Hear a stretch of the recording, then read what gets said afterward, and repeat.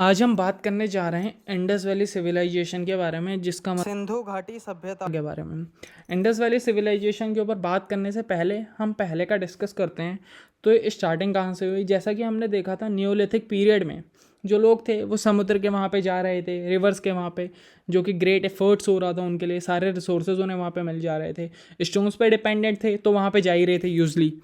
तो अब हम नॉर्मली इसके बारे में बात करते हैं। किसके बारे में? इंडस वैली सिविलाइजेशन के बारे में। ठीक है, इंडस वैली सिविलाइजेशन के ऊपर अगर मैं बात करूं तो इससे पहले हमारी कंट्री में और सिविलाइजेशंस भी हुए हैं। पहला सिविलाइजेशन जो कि टिग्रिस सिविलाइजेशन था, जो कि हुआ था मेसोपोटामिया में। ठीक है, मेसोपोटामिया की करंट लोकेशन की बात करूं जो कि फाउंड होता है आज की डेट में इराक में। दूसरा सिविलाइजेशन नाइल सिविलाइजेशन था, जो कि इजिप्ट में हुआ था। इजिप्टियन सिविलाइजेशन हुआ था नाइल नदी के किनारे पर। तीसरा था वांगहू नदी के किनारे पे, जो कि चाइनीज सिविलाइजेशन था। और सबसे इम्पॉर्टेंट सिविलाइजेशन उसके बाद आता है, जो कि इंडस वैली सिविलाइजेशन है। इसने पूरी हिस्ट्री की पूरा चेंज कर दिया, हिस्ट्री का व्यू। अब एक बात देखी जाए कि ये आया कहाँ से एट अ सडन। भाई उस टाइम इतनी बड़ी चीज़ एकदम एट अ सडन तो आ नहीं सकती थी। बात कर रहे हैं 1850 के टाइम की, जब 1850 के बाद ब्रिटिशर्स ने कई जगह इंडियन रेलवे के कंस्ट्रक्शन में लगे हुए थे। ठीक है, वर्तमान में अगर उसकी बात करूं तो पाकिस्तान के लाहौर, कराची और पंजाब प्रोविनेंस में जब रेलवे के काम के लिए खुदाई चल रही थी, और खुदाई के दौरान मजदूर जब ज़मीन की खुदाई कर रहे थे, खुदाई के दौरान उन्हें बेक्ड ब्रिक्स मिली। बेक्ड ब्रिक्स मतलब पकी हुई ईंटें। और यही ब्रिक्स इंडस वैली सिविलाइजेशन का आर्टिफैक्ट है। लेकिन वो मजदूर इस बात से जानकार नहीं थे, वो मजदूर, कि ये जो ब्रिक्स वो यूज़ कर रहे हैं, मतलब जो उन्हें ज़मीन के नीचे से मिली हैं, क्या ये इतनी बड़ी प्राचीन जो भारतीय सभ्यता है, जिसने इंडियन हिस्ट्री की पूरी वाट लगाती थी, मतलब आने वाले समय में, क्या ये उससे बिलोंग करती थी? नहीं, वो इस बात से नन नहीं थे। तो वो ये ब्रिक्स उन्हें मिली थी, बेक्ड ब्रिक्स, वो इससे अपनी झोपड़ी बना लिया करते थे, या फिर रोडों के नीचे इन्हें दफना दिया जाते थे और इनके ऊपर सड़कें बना देते थे। ठीक है, तो बात अभी तक यहाँ पे आई। बट कुछ समय बाद इस पे ध्यान नहीं दिया गया, कुछ टाइम तक इस पे ध्यान नहीं दिया गया। और कुछ समय बाद हिस्टोरियंस जो थे, हिस्टोरियंस की नज़र इन ईंटों पे पड़ी, तो उन्हें लगा कि ये मौर्यन एम्पायर्स के रेमिनेंट्स हैं, जो कि रेलवे की खुदाई के दौरान मिलते रहे होंगे। उन्हें भी ऐसा ही लगा कि मौर्यन एम्पायर, जो कि उस टाइम पे पीक पे चल रहा था, आगे इसके बारे में हमने पढ़ना है, इसी में एंशिएंट हिस्ट्री का पार्ट है, तो उन्हें लगा कि ये इसी चीज़ का हिस्सा होगा, मौर्यन एम्पायर्स के रेमिनेंट का होगा, जो कि रेलवे की खुदाई के दौरान मिले होंगे। बट कुछ समय बाद ये सब गलत हुआ। हरप्पन एक जगह है पाकिस्तान में, वहाँ पर डॉक्टर DR साहनी ने प्रूव कर दिया कि ये इंडिया का बहुत पुराना सिविलाइजेशन है, जिसका नाम है इंडस वैली सिविलाइजेशन। ठीक है, तो ये तो था कि ये कहाँ से आया। आइए अब इसके बारे में पढ़ना चालू करते हैं। होप इतना क्लियर हो गया होगा आपको। जो इंडस रिवर था उसके कोने में हुआ था इंडस वैली सिविलाइजेशन, जो कि प्रेजेंट डे में इंडस नदी वो कहाँ पे है? इंडिया और पाकिस्तान के बीच में। ठीक है, बता चुका हूँ सबसे पुरानी सभ्यता है, जो कि डॉक्टर DR साहनी ने डेवलप करी थी 1921 में हड़प्पा में। हड़प्पा कहाँ पे है? हड़प्पा पाकिस्तान में है, करंट की बात करी जाए तो। कॉल्ड हड़प्पन सिविलाइजेशन, इसलिए इसको हड़प्पन सिविलाइजेशन कहा जाता है क्योंकि ये हड़प्पा विलेज में फाउंड हुआ था। ठीक है, और हड़प्पन सिविलाइजेशन क्योंकि ये डिस्कवर हुआ था पाकिस्तान में। पहला इंडियन रेवोल्यूशन था जिसने पूरी भारत के नक्शे को चेंज कर दिया, भारत की क्रांति को चेंज कर दिया, ऐसा था ये। और ये बिलोंग करता था ब्रॉन्ज एज से। अब ब्रॉन्ज की बात करी जाए, पहले भी बता चुका हूँ, ब्रॉन्ज जो है वो कॉपर और टिन से बना हुआ होता है। जो मेल्हुआ है ये मैंशनड है एंशंट लिटरेचर में मेसोपोटामिया की। ठीक है, ये पुराना था चालकोलिथिक कल्चर से, पुराना तो था बट उससे बहुत एडवांस था, बहुत बहुत एडवांस था। इसमें ऐसे ऐसे फ्यूचर्स हैं ना, ऐसी ऐसी चीज़ों का यूज़ करा गया है जो आज के दौरान पे भी है। इवन UPSC में क्वेश्चन भी पूछा गया था कि जो आगे जाके बताऊंगा कि जो इस टाइम का रोड का सिस्टम था उससे प्रेजेंट डे के रोड के सिस्टम को कंपेयर करो, और इस टाइम के रोड के सिस्टम से हम क्या क्या नई चीज़ें सीख सकते हैं, आगे इसके बारे में डिस्कस करूँगा। और ये कहाँ कहाँ फाउंड हुआ था, कौन कौन सी जगह इससे रिलेटेड थी? West Punjab, east Punjab, Sindh, Gujarat, Rajasthan, Haryana, western UP, Baluchistan. ठीक है, ये पहली नियोलिथिक साइट मेहरगढ़ से चालू हुआ था। मेहरगढ़ जो कि कहाँ पे लोकेटेड है, प्रेजेंट डे में बलूचिस्तान, जो कि पाकिस्तान प्रोविनेंस में है, पाकिस्तान प्रोविंस के बलूचिस्तान में लोकेटेड है।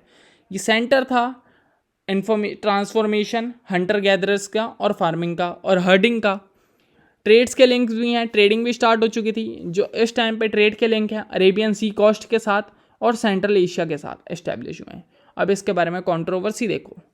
Foreign origin, Mackay told Sumerian people migration was the reason. Mackay बताते हैं कि जो समुराय जो लोग थे वहाँ के, वो जो माइग्रेशन करा इधर से उधर गए, वो था इसका रीज़न। बट गॉर्डन बताते हैं, गॉर्डन ने दिया कि आइडिया ऑफ सिविलाइजेशन केम, ये लोगों से नहीं आया, ये इस कारण नहीं आया जो आइडिया ऑफ सिविलाइजेशन है।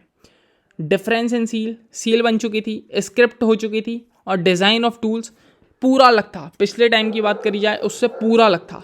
जो हड़प्पन अर्बनाइजेशन था वो सिस्टमैटिक था मेसोपोटामियन सिविलाइजेशन से। एक एग्जांपल बता दे रहा हूँ, जो हड़प्पन सिविलाइजेशन था अर्बनाइजेशन, उसमें जो था बेग्ड ब्रिक्स का यूज़ करा गया था और हड़प्पन मेसोपोटामियन सिविलाइजेशन में ऐसा नहीं था, यहाँ पे कच्ची ईंटों का यूज़ करा गया था। ठीक है। कॉपर टूल्स मेसोपोटामियन में ज़्यादा यूज़ करे जाते थे हड़प्पा के कंपेयर में। टेम्पल बिल्डिंग हड़प्पन सिविलाइजेशन में नहीं है। और कुछ मतलब ऐसे एविडेंस आते हैं कि जैसे नेचर में बारिश वगैरह हो रही है तो उन्हें अपना गॉड मान लेते थे, आगे इसके एविडेंस भी मिले हैं।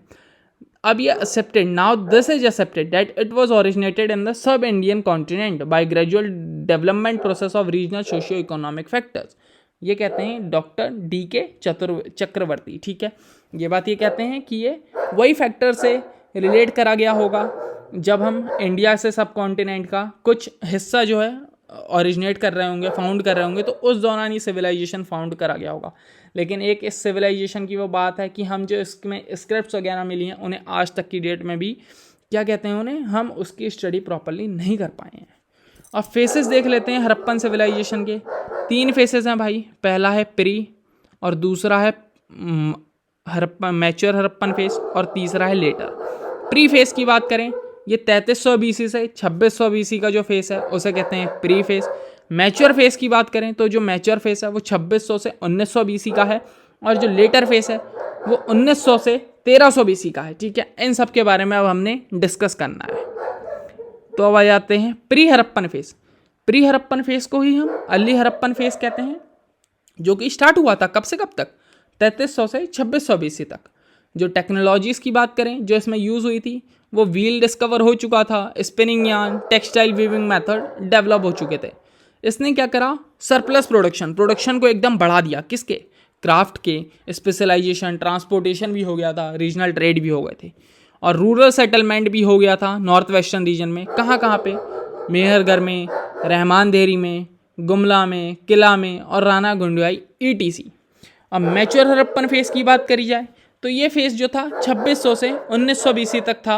एक्सटेंड कहाँ से कहाँ तक करा गया था, सुख्तेंगर जो कि प्रेजेंट डेट में बलूचिस्तान में है और वेस्ट में था, यहाँ से लेकर आलमगढ़ तक जो कि यूपी में है ईस्ट में, और फ्रॉम मंडू कहाँ पे है, जम्मू में, नॉर्थ से लेकर दीमाबाद महाराष्ट्र में साउथ तक। ठीक है, सिविलाइजेशन लाइफ हो रही थी, मतलब वेल कल्चर्ड लाइफ रह रहे थे। पहले तो नोमैडिक लाइफ रहते थे, यहाँ पे रहने लग गए थे पार्टिकुलर एरिया में। पिक्टोरियल स्क्रिप्ट था जिसे हम रीड तो नहीं कर सकें। मोस्ट एडवांस सिविलाइजेशन था, बता चुका हूँ। इसके फ्यूचर्स आगे पढ़ोगे तो आप भी कहोगे भाई मोस्ट एडवांस सिविलाइजेशन ही था। इसकी जो अब साइट्स हैं, साइट्स के बारे में बात करी जाए तो जो साइट्स हैं वो हड़प्पा था। हड़प्पन मोस्ट इंपॉर्टेंट साइट है भाई, यहीं पे तो फाउंड हुआ था। पूरी कहानी इसकी है हड़प्पन और मोहनजोदारो की। हड़प्पन सिविलाइजेशन ये डेवलप करी थी DR साहनी ने। ठीक है, मोहनजोदारो सिविलाइजेशन ये डेवलप करी थी RT बनर्जी ने। ठीक है, इन दोनों के बारे में स्पेशली बहुत पढ़ना है इसमें। चौंदारो, लोथल ये भी इंपॉर्टेंट है भाई, ये तो डॉकयार्ड हुआ करता था। SR राव ने करा था। कालीबंगन ये BB लाल ने। रोपर, बालाकोट, बनावली, राखीगढ़ और कोटदीजी। अब भाई जिसका इंतजार था ना फ्यूचर्स के बारे में, जो कि मैं बोले पड़ा हूँ उस टाइम से कि भाई बहुत इंपॉर्टेंट है, बहुत इंपॉर्टेंट है, पूरी सिविलाइजेशन इसने बदल दी थी। फ्यूचर्स की बात करी जाए तो डिस्टिंक्टिव टाउन प्लानिंग था, मतलब सोसाइटी अच्छे से डिवाइडेड थी। मल्टी स्टोरी हाउसेस को भी सीन है यहाँ पे, मल्टी स्टोरीड घर भी दिखे जाते थे, सिंगल स्टोरीड हाउसेस भी थे, बिल्ड थे। भाई बहुत बड़ी बात है उस टाइम पे। किस टाइम की बात हो रही है, ये आइडिया भी है आपको कि किस टाइम की बात हो रही है? 1863 के टाइम की बात हो रही है, डॉक्टर DR साहनी ने जब ये फाउंड करा था। ठीक है, ये रहा 1921 की, सॉरी 1921 की बात हो रही है। उस टाइम पे कहाँ भाई, गांव में तो आज की हालत में भी, अगर विलेजेस में देखा जाए तो आज की हालत में भी प्रॉपरली हाउसेस बिल्ट नहीं है। उस टाइम पे टाउन प्लानिंग के साथ हाउसेस बिल्ट थे, कहीं पे मल्टी स्टोरी था, कहीं पे वो था सिंगल स्टोरी और डिवाइडेड थे। Uniformity in the construction of city, एक जैसे घर थे, ना कोई अलग था ना कोई बदलाव था। अगर जहाँ पे मल्टी स्टोरी है तो वहाँ पे मल्टी स्टोरी है, सिंगल स्टोरी है तो सिंगल स्टोरी है। Better management of drainage system, drainage system जो था उसका बहुत अच्छे से मैनेजमेंट था। बेटर मैनेजमेंट कैसे था, क्योंकि बीच बीच पे इन्होंने, जैसे आज की डेट में ड्रेनेज की क्लीनिंग के लिए बीच बीच में होल्स भी दिए रहते हैं कि वर्कर्स नीचे जाएं और उसको क्लीन कर सकें, वैसा ही सेम यहाँ पे भी था। क्लीनिंग भी होती थी, ड्रेनेज सिस्टम भी बहुत अच्छा था, मतलब नालियाँ अच्छे से डिवाइडेड थी प्रॉपरली। आज की डेट में नालियाँ डिवाइड नहीं होती भाई। Single to multi story houses बता दिया है कि एक मंजिल घर भी थे, 2 मंजिल घर भी थे। यूज़ ऑफ बेक्ड ब्रिक्स, इसके चक्कर में भी ये सबसे एडवांस सिविलाइजेशन है, क्योंकि जो मेसोपोटामियन सिविलाइजेशन है और जो नाइल इजिप्टियन सिविलाइजेशन है, यहाँ पे कच्ची ईंटों का इस्तेमाल करा गया था, बल्कि जो इंडस वैली सिविलाइजेशन है यहाँ पे बेक्ड ब्रिक्स का इस्तेमाल करा गया था। ठीक है। The construction of roads in grid pattern, grid pattern क्या होता है कि 90 डिग्री पे डिवाइड होना। ठीक है, ये होता है अपना ग्रिड पैटर्न, कि जो रोड्स थी वो 90 डिग्री पे डिवाइडेड थी। और स्टैंडर्ड वेजिंग, और रोड के किनारे ही यहाँ पे, जैसे मान लो ये है, यहीं पे कंस्ट्रक्शन वर्क भी हुआ करता था। ठीक है। और कंस्ट्रक्शन स्टैंडर्ड विंग मतलब नाप तोल का बहुत अच्छा सिस्टम था। सील्स का यूज़ होता था। स्क्रिप्ट का यूज़ पहली बार करा गया इंडस वैली सिविलाइजेशन में। मैनहोल वो built to clean the main road, बता चुका हूँ कि रोडों के आगे जाके मतलब कुछ डिस्टेंस पे गड्ढे बना रखे थे कि जिसके अंदर वर्कर्स जाएं और क्लीन कर सकें। नॉलेज ऑफ मेटल कास्टिंग की भी नॉलेज थी कि कैसे कर सकते हैं। और एक चीज़ और है जो कि मैंने इसमें लिखी नहीं है शायद, वो क्या था कि जैसे ये रोड है अपनी, ठीक है, यहाँ पे अपने घर होते हैं, ये घर हो गया अपना, और एक ये पीछे से भी रोड होती है। ठीक है, ये मेन रोड है। तो इंडस वैली सिविलाइजेशन क्या था, आज के टाइम पे तो देखा होगा कि जो मेन रोड होती है वहीं से एंट्रेंस हो जाता है, इसी के कारण कंजेशन वगैरह हो जाता है, ट्रैफिक वगैरह लग जाता है मेन रोड पे। बट इंडस वैली सिविलाइजेशन में क्या था, जो एंट्रेंस था ना वो बैक साइड से था।